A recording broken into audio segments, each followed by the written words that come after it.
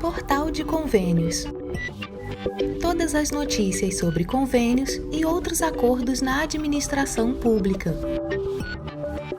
Olá, este é o podcast do Portal de Convênios, um resumo semanal das principais notícias do âmbito da administração pública para você se manter informado em poucos minutos.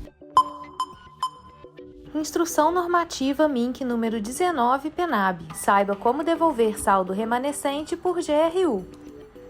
No dia 15 de outubro de 2024, o Ministério da Cultura lançou a Instrução Normativa MINC número 19, que visa estabelecer regras para o monitoramento, avaliação de resultados, alterações no Plano Anual de Aplicação de Recursos, o PAR, devolução de saldos e coleta de dados da Política Nacional Aldir Blanc de Fomento à Cultura, a PENAB. Instituída pela Lei nº 14.399 de 2022, a PENAB marcou uma nova fase de apoio ao setor cultural e a normativa MINC número 19 foi elaborada para estruturar seu funcionamento nos estados, Distrito Federal e municípios. A seguir, explicamos o que cada capítulo da normativa aborda. O capítulo 1 consiste nas disposições iniciais, definindo as orientações gerais para a movimentação dos recursos, exigindo que estados, Distrito Federal e municípios utilizem uma conta específica na plataforma TransfereGov e classifiquem transações no sistema BB Gestão Ágil. O capítulo 2 trata sobre alterações no Plano Anual de Aplicação de Recursos, o PAR, estabelecendo regras para esses ajustes e permitindo mudanças sem aprovação prévia durante a elaboração, mas exigindo a autorização do Ministério da Cultura após a assinatura do termo de adesão. As alterações devem ser publicadas oficialmente. O capítulo 3 diz respeito ao monitoramento e avaliação de resultados. A normativa requer que os entes federativos apresentem relatórios de gestão parcial e final, detalhando a execução dos recursos e os resultados alcançados, além de comprovar a devolução de saldos remanescentes. O capítulo 4 aborda a transferência de recursos e devolução do saldo remanescente, determinando que o saldo restante em conta, incluindo rendimentos, deve ser devolvido ao Tesouro Nacional, exceto recursos comprometidos com despesas já inscritas. O capítulo 5 trata da coleta de dados e informações e impõe a coleta de dados sobre o impacto das políticas culturais, seguindo padrões do Ministério da Cultura. Municípios com menos de 100 mil habitantes estão isentos de detalhes e a coleta deve respeitar a LGPD. No capítulo 6, temos as disposições finais e transitórias. O último capítulo define diretrizes para resolver casos omissos por meio de um grupo de trabalho do Ministério da Cultura que supervisiona a implementação da PNAB, garantindo uma execução coordenada e transparente dos recursos culturais. A seguir, confira os procedimentos para a devolução do saldo remanescente por meio de Guia de Recolhimento da União, a GRU. Primeiro, acesse o endereço eletrônico gov.br/Tesouro Nacional /pt-br/GRU-E-PAG-Tesouro. Clique em Impressão de GRU Simples e Judicial. Preencha os campos da seguinte forma: Unidade Gestora 340034 e Código de Recolhimento 18921-9, Recuperação de Despesa Primária de Exercícios Anteriores, fonte 444. Clique então em Avançar. Preencha os campos da seguinte forma: no campo CNPJ ou CPF do contribuinte, preencher o CNPJ do Estado ou do município ou do órgão de cultura recebedor dos recursos. No campo Nome do contribuinte /recolhedor, preencher o nome do Estado ou do município com unidade federativa ou do órgão de cultura recebedor dos recursos. No campo Número de referência, preencher o número do plano de ação aprovado, sem espaços e sem traço. No campo Competência, preencher o mês de emissão da GRU. Já no campo Vencimento, preencher o final do mês de emissão da GRU. No campo Valor Principal, preencher o total a ser devolvido. Clique então em Emitir GRU. Os entes estão autorizados a promover a imediata devolução dos saldos tão logo considerem encerradas as iniciativas relacionadas à execução da lei, não sendo necessário aguardar o prazo final de vigência. Não há possibilidade de restituição para os entes dos saldos devolvidos por meio de GRU. E para fins de prestação de contas, a documentação referente ao pagamento da GRU deverá ser anexada no relatório de gestão e categorizada no BB Gestão Ágil. Situação de emergência é reconhecida em 42 municípios de 9 estados. O Ministério da Integração e do Desenvolvimento Regional, MIDR, por meio da Defesa Civil Nacional, declarou situação de emergência em 42 municípios brasileiros afetados por eventos climáticos extremos. A situação de emergência nesses municípios é consequência de uma série de desastres naturais que incluem estiagem, incêndios, chuvas intensas, granizo, vendavais e seca. Esses eventos variados e intensos refletem a vulnerabilidade crescente das regiões brasileiras a condições climáticas adversas, especialmente em um ano marcado por uma sequência de fenômenos naturais severos. Um exemplo claro é o estado do Rio Grande do Sul, que enfrentou uma devastação jamais vista em sua história, refletindo uma realidade cada vez mais comum em todas as regiões brasileiras. Situações como o apagão em São Paulo, por sua vez, reforçam a complexidade do cenário, mostrando como esses eventos impactam diretamente a economia e o bem-estar dos cidadãos brasileiros. Municípios nos estados de Amazonas, Pará, Bahia, Paraíba, Pernambuco, Rio Grande do Norte e Paraná receberam reconhecimento federal de situação de emergência em razão da estiagem. 4 municípios de Minas Gerais entraram na lista devido aos incêndios florestais. Alguns municípios do Rio Grande do Sul sofrem com os efeitos das fortes chuvas. O reconhecimento por causa do granizo se deu em cidades do Paraná e do Rio Grande do Sul. Já os eventos de vendaval e seca atingiram municípios em Minas Gerais. A lista completa dos municípios atingidos e as portarias publicadas podem ser conferidas em portalconvênios.com. Cidades com o reconhecimento federal de situação de emergência ou de estado de calamidade pública podem solicitar ao MIDR recursos para ações de defesa civil.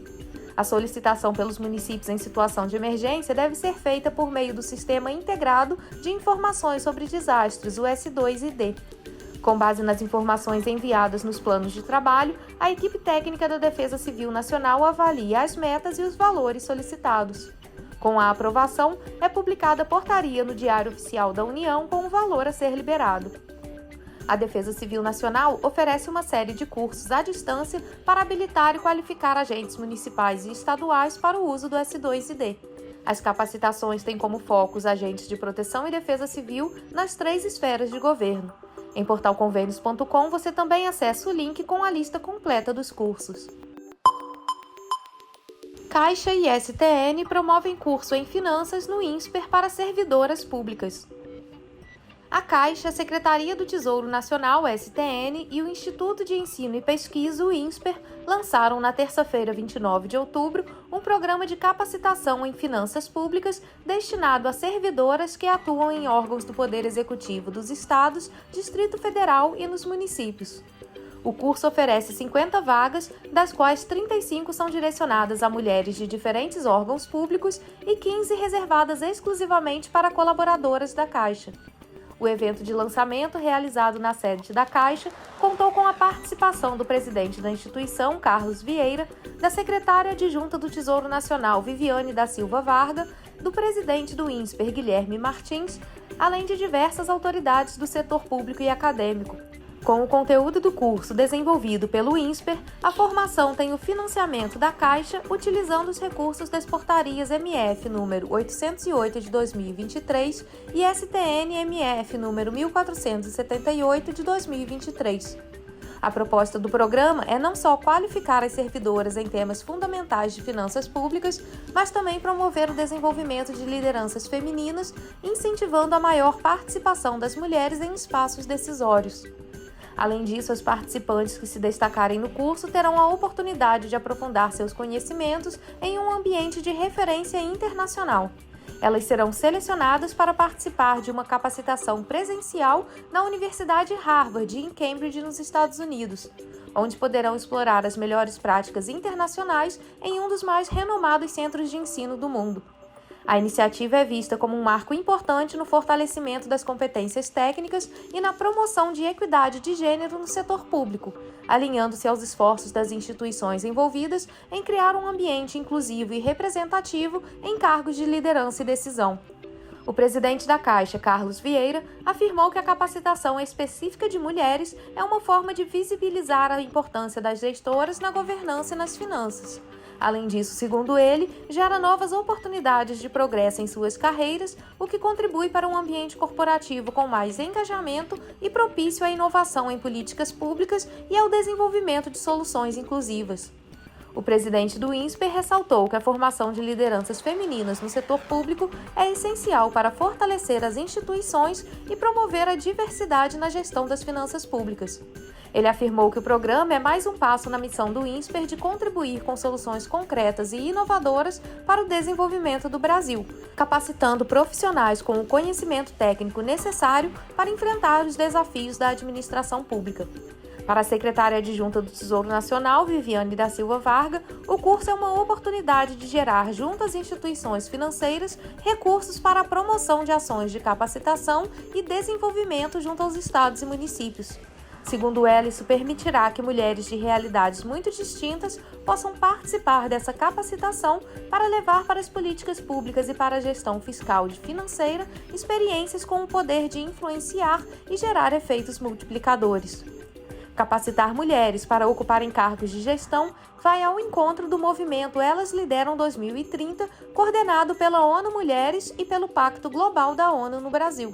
A iniciativa promove a igualdade de gênero e o empoderamento das mulheres em mais de 1.500 empresas, com o objetivo de levar mais de 11 mil mulheres para cargos de alta liderança dentro dessas companhias até 2030. Informações e inscrições poderão ser acessadas pelas servidoras dos Estados, Distrito Federal e municípios no site da Caixa. TCMG emite alerta aos municípios sobre limites de gastos com pessoal. O Tribunal de Contas de Minas Gerais, o TCMG, emitiu um importante alerta aos gestores municipais sobre os limites de gastos com pessoal, mirando aquelas prefeituras que estão próximas de atingir o teto permitido por lei. A recomendação é direcionada especificamente aos municípios que, na data base de 30 de abril de 2024, apresentaram gastos entre 90,01% e 95% do limite, bem como aqueles entre 95,01% e 100%. O TCMG destacou que a proximidade desse limite exige atenção redobrada dos administradores públicos para evitar sanções e manter a responsabilidade fiscal. Esse limite é regulado pela Lei de Responsabilidade Fiscal, a LRF, que estabelece parâmetros para o uso de recursos em despesas com pessoal, visando equilibrar as contas públicas e garantir que os gastos não comprometam outras áreas essenciais. O comunicado reforça a necessidade de medidas preventivas, orientando os gestores a revisar cuidadosamente suas projeções de orçamento e a considerar alternativas de contenção de despesas. O objetivo do alerta é promover a transparência e o controle no uso dos recursos públicos, evitando penalidades que possam afetar a administração municipal. Esse movimento ocorre em um momento em que se discute amplamente a gestão responsável dos recursos transferidos e a necessidade de maior acompanhamento e transparência. O especialista em orçamento público César Lima explica que a Lei de Responsabilidade Fiscal estabelece que os municípios só podem gastar até 60% da receita corrente líquida em despesas com pessoal. Segundo ele, quando esse limite chega a 95%, ou seja, 54% dessa receita, os municípios precisam tomar algumas medidas. Não pode contratar pessoas novas, dar aumento de salário, fazer reestruturação de carreiras que impactem em aumentos de despesas e, caso ele ultrapasse esse limite, pode chegar mesmo a ter que demitir funcionários. Quando o ente não consegue cumprir esses limites, ele pode ficar impedido de receber transferências voluntárias, de fazer empréstimos com garantia da União e até mesmo de contratar operações de crédito. Entre os municípios que constam na lista estão Bocaiúva, Bom Despacho, Esmeraldas, Formoso, Lontra, Unaí e Três Corações. Para verificar a situação de qualquer município, basta seguir o passo a passo, acessar o site Sicom, selecionar o município e exercício desejado, selecionar as opções Home, LRF, Análise, Relatório e Situação dos limites da LRF e então utilizar os filtros de acordo com o município desejado. Acesse a lista dos municípios que se aproximam do limite através do link disponibilizado em portalconvênios.com. CCJ aprova aumento de repasses da União aos municípios. A Comissão de Constituição e Justiça e de Cidadania, a CCJ, da Câmara dos Deputados, aprovou a admissibilidade de propostas de emenda à Constituição, PECs, que aumentam os recursos transferidos pela União aos municípios por meio de repasses constitucionais. O relator, deputado Rubens Pereira Júnior, do PT do Maranhão, recomendou a aprovação da proposta de emenda à Constituição 231 de 2019, de autoria dos deputados Pedro Czai, do PT de Santa Catarina, e Reginaldo Lopes, do PT de Minas Gerais, além de outras duas PECs que tramitam conjuntamente, a PEC 25 de 2022 do deputado Hildo Rocha, do MDB do Maranhão, e a PEC 27 de 2023 do deputado Toninho Vanchir, do PP do Paraná. A PEC 231 de 2019 propõe elevar de 50% para 51% a porcentagem da arrecadação dos impostos sobre renda e proventos de qualquer natureza e sobre produtos industrializados que a União destina a estados e municípios. De acordo com a proposta, a União deverá transferir 4 vezes ao ano, em vez de 3, a parcela de 1% ao Fundo de Participação dos Municípios, o FPM. Atualmente, esse repasse ocorre em julho, setembro e dezembro. Com a mudança, uma nova parcela de 1% será destinada ao fundo em março de cada ano. A PEC 25 de 2022, por sua vez, estabelece um aumento adicional de 1,5% no repasse da União aos municípios também em março.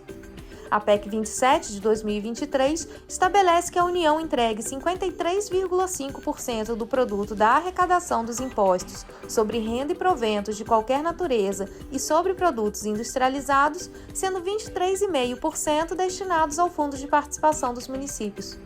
A comissão analisou apenas se as propostas respeitam a Constituição e as leis brasileiras.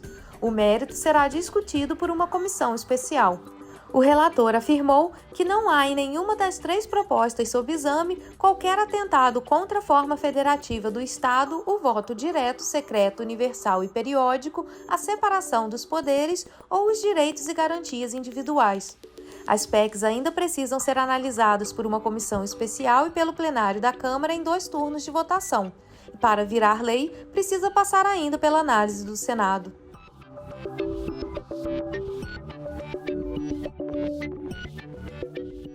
Você ouviu mais um podcast do Portal de Convênios, te atualizando sobre projetos, prazos e ações em administração pública. Continue se informando em nosso site portalconvenios.com. Até a próxima!